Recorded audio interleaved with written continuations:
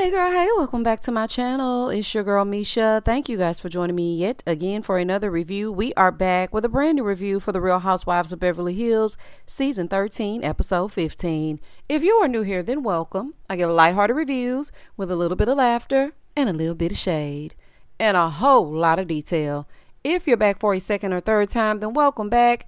Y'all, please don't hesitate to like, comment, and subscribe to the channel. Share with a friend. Hit that notification bell so that you will be updated each and every time I upload a video. Now, child, let's get into it if we gonna get into it. When the episode first opens up, Sutton is still having an emotional moment.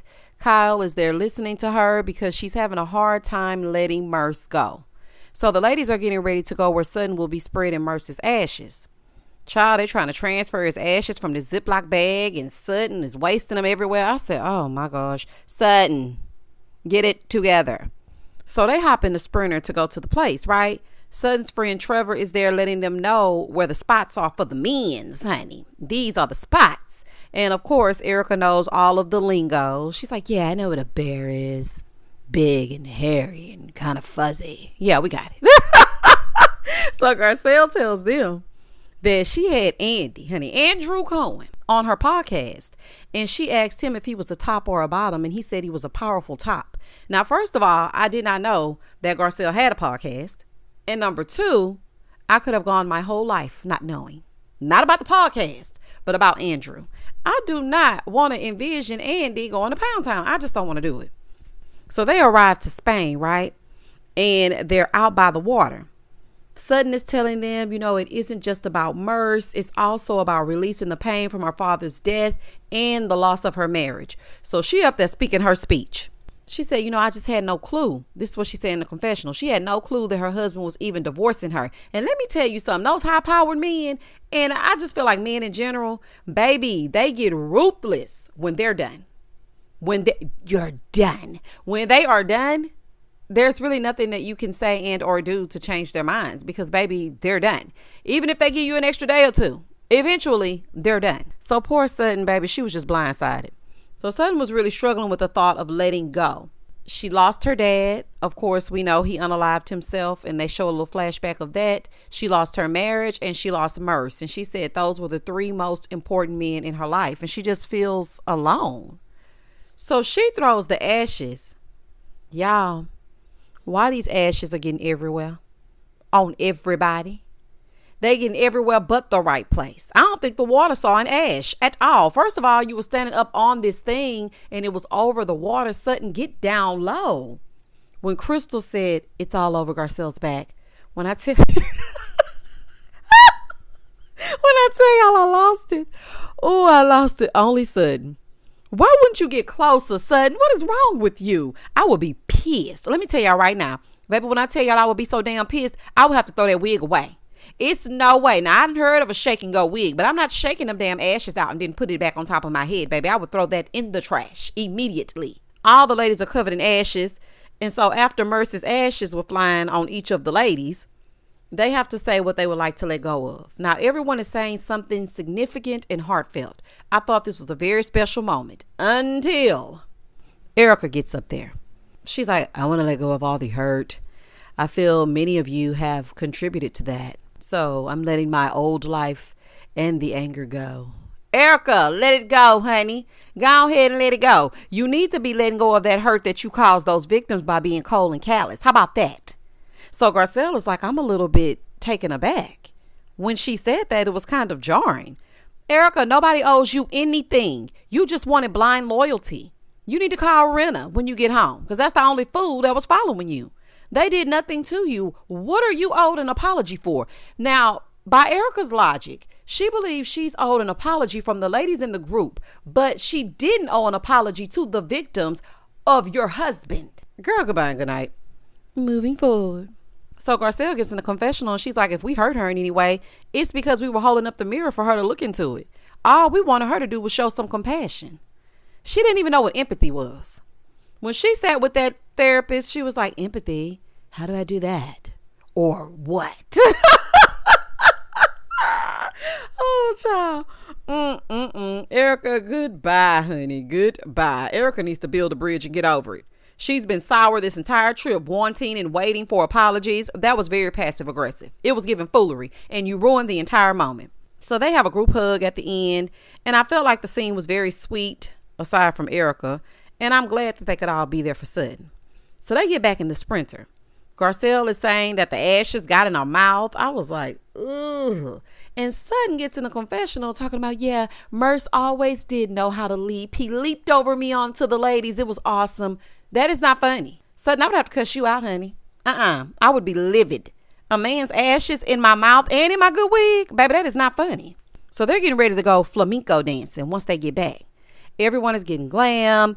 Erica is in there telling Glam about the sea service, right? She was like, yeah, the seaside service. I would have preferred them to sit me down and give me an apology. Erica, you are so self-centered. This trip is not about you. It's about Sutton. This is not about you getting redemption or saying, see, I told you so. Just read the articles like you read the articles when there were bad things, that you read the articles when there were good things. You should be happy they are even surrounding themselves with you.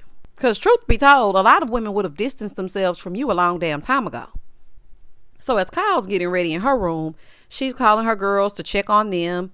And she's just saying that she's really worried now that her and Mauricio are having problems. So everything is more heightened. She has to really make sure that everybody's okay. And you know that Kyle is a worrier, child. So you know her nerves are bad. They were all supposed to be wearing red, right? They all come downstairs. Everybody has on red, but Kyle, she has on orange. Kyle, all that damn money that you got, you could not find a red dress. Did you purposely not follow instructions? Girl, what is wrong with you? You should have been shopping for a red dress instead of shopping for them little trinkets. So they're leaving. They're all struggling to walk on this cobblestone with these heels on. And I was just watching this when they were on the Sprinter. And y'all can tell me what you think of it. Is it me? Or does it seem like Erica is out of place without Rinna? It's like she's always quiet, but she says little things here and there, but she just seems less comfortable with the group. She seems like the type of person that always needs a strong ally. Now, normally it would be Dorit, Rinna, Kyle, and Erica. But Dorit is fighting for her life, trying to make sure that she's still a friend to Kyle. Kyle is going through stuff internally and she's not telling anybody.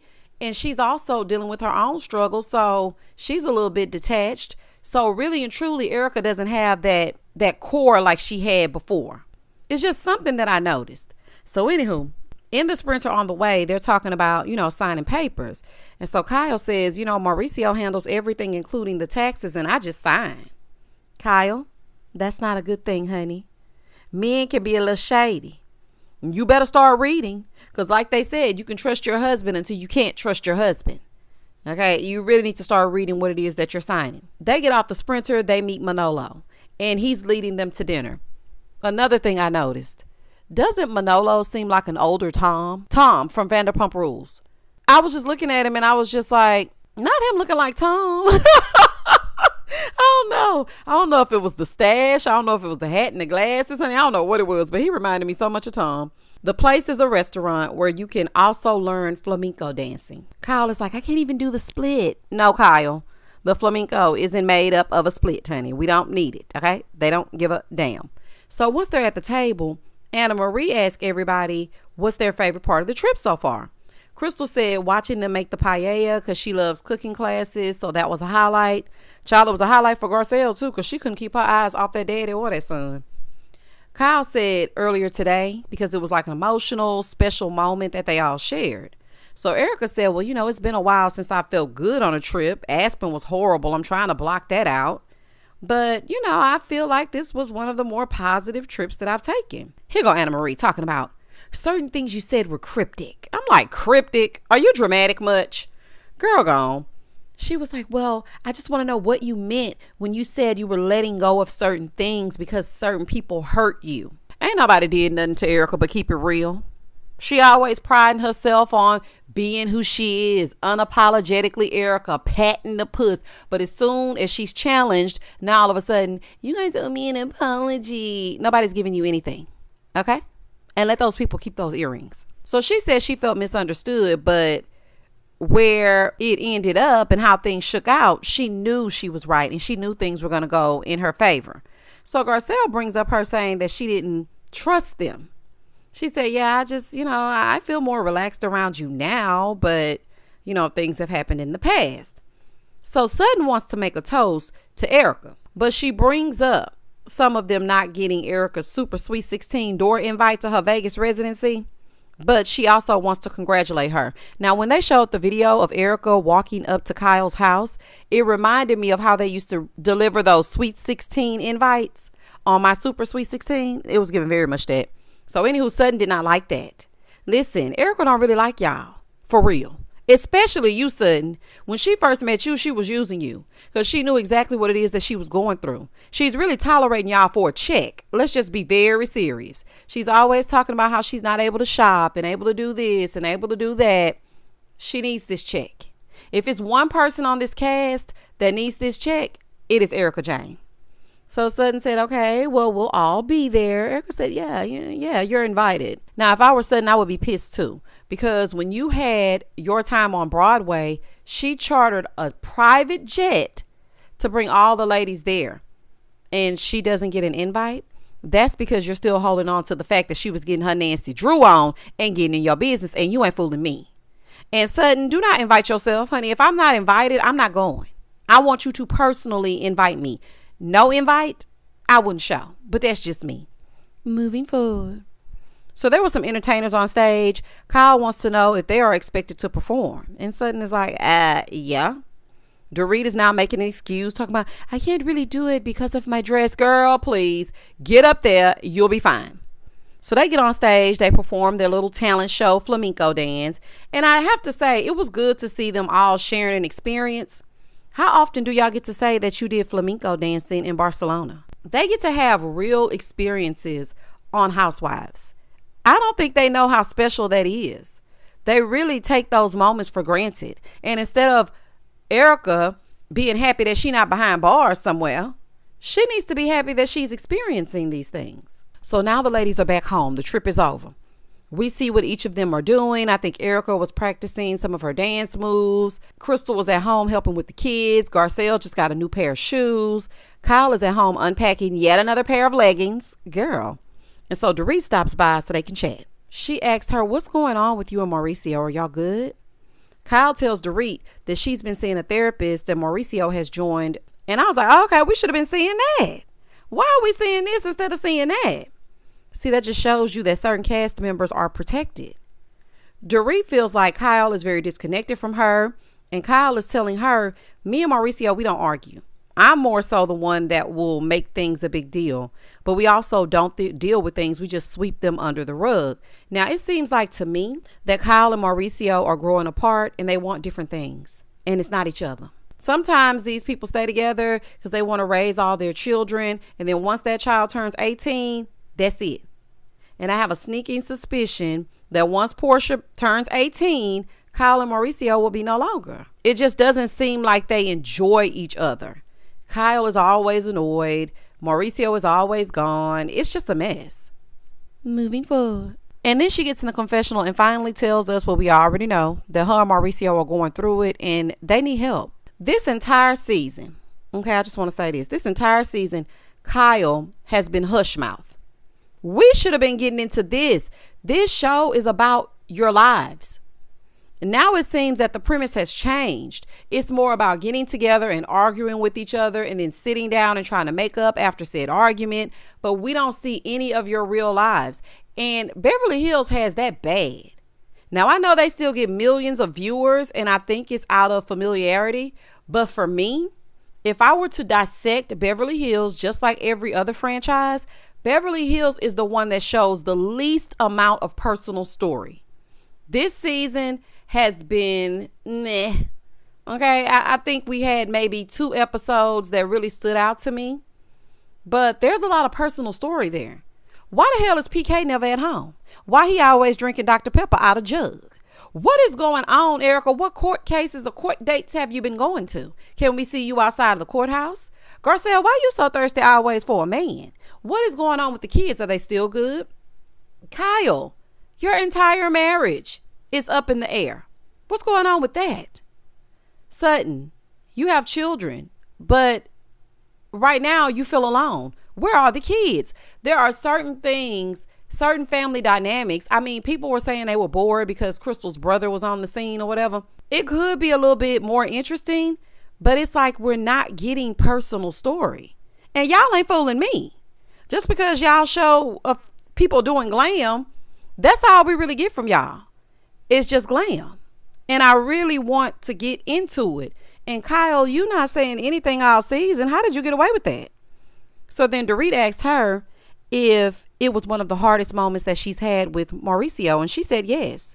She said if something don't shake, we ain't gonna make it. And that's just that on that. And that was the end of the episode. The episode had a very sweet moment when they had the seaside service for Merce. I thought that was very sweet. It was nice to see Sutton be vulnerable. At least Sutton is trying to give us some insight into her life, who she was in the past. And, you know, we're seeing some of her friends. But the rest of y'all, what y'all doing? Dorit, you ain't had a storyline since you first came out now. You were decorating restaurants atrociously, but we ain't seen nothing from you. Where are the wedding dresses? Or didn't you? Beverly Hill, or what is it called? Beverly Beach. What happened to that? Child, anyway. Y'all comment down below and tell me exactly what you thought about this episode. I think we only have 2 more episodes to go and then the reunion.